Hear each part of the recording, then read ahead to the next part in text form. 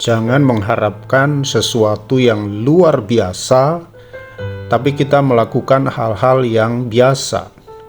Kalau kita ingin mendapatkan sesuatu yang luar biasa, maka lakukanlah hal yang berbeda. Dalam hal berdoa itu jam berapa saja, bagi kebanyakan orang mungkin sama saja. Karena Tuhan Maha Hadir, Tuhan tidak dibatasi oleh waktu. Tuhan bisa bekerja jam berapa saja. Tapi kalau kita melihat pola dalam Alkitab, bagaimana ketika bangsa Israel keluar dari tanah Mesir, kita melihat di dalam Keluaran 11 ayatnya yang keempat. Keluaran 11 ayat yang keempat, di sana dikatakan bahwa berkatalah Musa.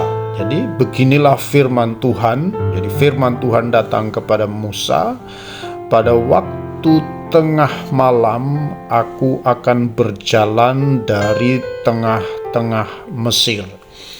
Jadi Tuhan bekerja di saat semua orang mungkin sedang terlelap. Nah, inilah waktu yang paling efektif kalau kita mau mengalami terobosan besar. Berdoalah pada saat tengah malam. Berdoalah pada saat orang lain mungkin sedang terlelap tidur, tapi saudara menghampiri tahta kasih karunia Tuhan. Disitulah Tuhan bekerja.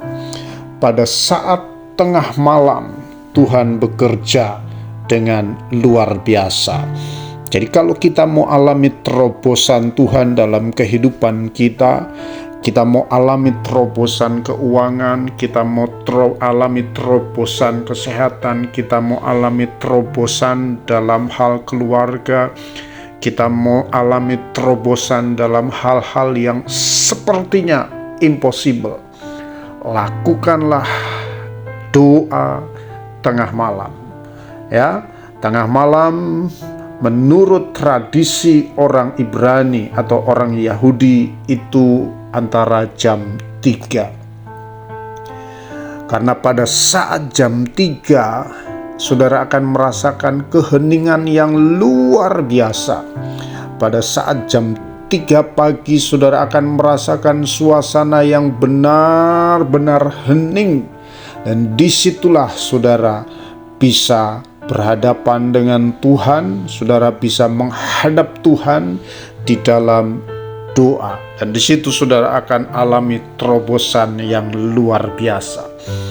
Jadi sekali lagi, Tuhan tidak dibatasi oleh waktu, tapi ada pola sepertinya yang diajarkan di dalam Alkitab.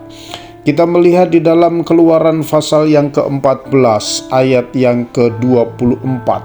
Ya, Keluaran 14 ayat yang ke-24, di sana mengatakan bahwa ketika bangsa itu, ya, jadi pada waktu jaga pagi, Tuhan yang di dalam tiang api dan tiang awan itu memandang kepada tentara orang Mesir, lalu dikacaukannya tentara orang Mesir itu pada waktu jaga pagi.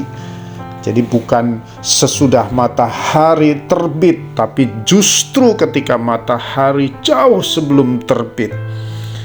Saudara ingat pada waktu Petrus menyangkal Tuhan Yesus, Yesus berkata, "Sebelum ayam berkokok, engkau akan menyangkal aku." Nah, luar biasa. Jadi pentingnya kita berdoa tengah malam, pentingnya kita berdoa jam 3 pagi supaya kita alami terobosan dalam hidup ini, terobosan keuangan, terobosan keluarga, terobosan kesehatan, terobosan untuk hal-hal yang sepertinya mustahil. Lakukan doa jam 3 pagi. Kita lihat bagaimana ketika bangsa Israel, dalam hal ini rasul-rasul, ketika hidup dalam sebuah tekanan, ya. Rasul-rasul ada di dalam penjara, mereka berdoa, ya, sesuai dengan apa yang Tuhan ajarkan. Yesus berdoa semalam-malaman, ya. Rasul-rasul berdoa pada saat mereka alami tekanan yang luar biasa.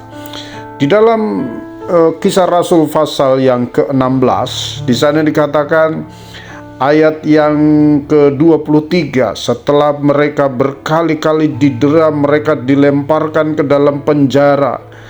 Kepala penjara diperintahkan untuk menjaga mereka dengan sungguh-sungguh sesuai dengan perintah itu. Kepala penjara memasukkan mereka ke ruang penjara yang paling tengah dan membelenggu kaki mereka dalam pasungan yang kuat. Apa selanjutnya dikatakan? Ayat yang ke-25, tetapi kira-kira tengah malam Paulus dan Silas berdoa dan menyanyikan puji-pujian kepada Allah, dan orang-orang hukuman lain mendengarkan mereka. Ayat yang ke-20 mengatakan, 26, akan tetapi terjadilah gempa bumi yang hebat, sehingga sendi-sendi penjara itu goyah, dan seketika itu juga terbukalah semua pintu dan terlepaslah belenggu mereka semua. Ketika Paulus dan berdoa tengah malam, disitulah terjadi gempa yang sangat besar, sehingga belenggu-belenggu itu dilepaskan.